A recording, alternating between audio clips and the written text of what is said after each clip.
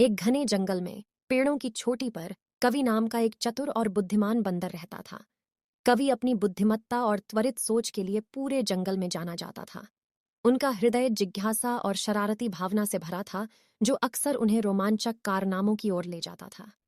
एक धूप भरी सुबह, जब कवि एक बेल से दूसरी बेल की ओर घूम रहा था, उसने मदद के लिए एक हल्की सी चीख सुनी।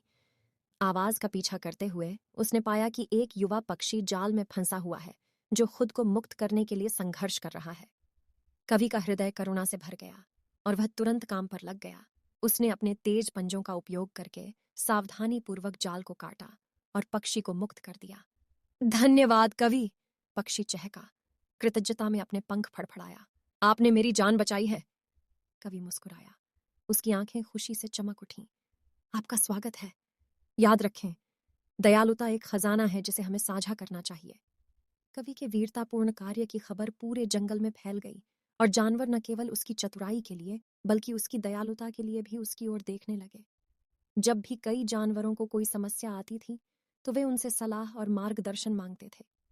एक दिन बंदरों का एक समूह कवि के पास आया। उनके चेहरे चिंता से भरे हुए थे।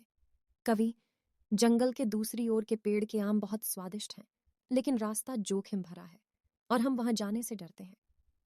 क्या आप हमारी मदद कर सकते हैं? कवि ने एक क्षण सोचा और फिर सिर हिलाया। बेशक, मैं आपकी मदद करूंगा, लेकिन आपको मेरे निर्देशों का सावधानी पूर्वक पालन करने का वादा करना होगा। उत्साहित और उत्सुक बंदर कवि की शर्तों पर सहमत हो गए।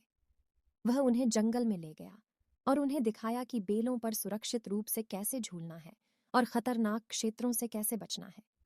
कवि के मार्गदर्शन से वे आम के पेड़ तक पहुंचे और पके रसीले आमों का आनंद लिया। जैसे ही वे जंगल के अपने हिस्से में लौटे, बंदर कवि को उनकी बुद्धिमत्ता और मार्गदर्शन के लिए धन्यवाद देना बंद नहीं कर सके।